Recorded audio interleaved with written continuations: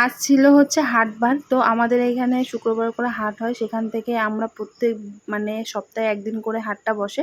তো প্রায় সকলেই আর কি ওখান থেকে বাজার করি। তো দেখো 3 ধরনের মাছ নিয়ে এসেছি। আর হচ্ছে মাছগুলো এখনই কেটে ধুয়ে রেখে দেবো, কারণ হচ্ছে মাছগুলো বেশ ভালোই টাটকা ছিল, ছোটো মাছও বেশ ভালোই আর কি ছিল। তো আমিও দেরি না করে ফটাফট করে এগুলো মাছটা আমি আর কি জিয়ায় রেখে দিলাম জল দিয়ে। আর এই মাছগুলো কেটে ধুয়ে আর কি তেল আর লবণ আর হলুদ দিয়ে আর কি মাখিয়ে রেখে দেবো ফ্রিজে।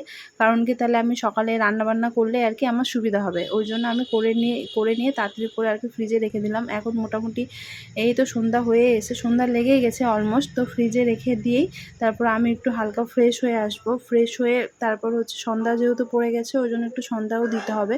ওই জন্য ফ্রেশ হয়ে এসেই তাড়াতাড়ি করে আর কি সন্ধ্যাটাও দিয়ে নিলাম। আর এত পরিমাণে গরম পড়েছে, মানে কি বলবো, না স্নান করে থাকাই যায় না। ওই জন্য মাছ টাছ ধুয়ে টুয়ে আবার ফ্রেশ হয়ে আর কি সন্ধ্যাটা দিয়ে নিলাম। তো চলো টাটা, বাই বাই, দেখা হবে নেক্সট ভিডিওতে।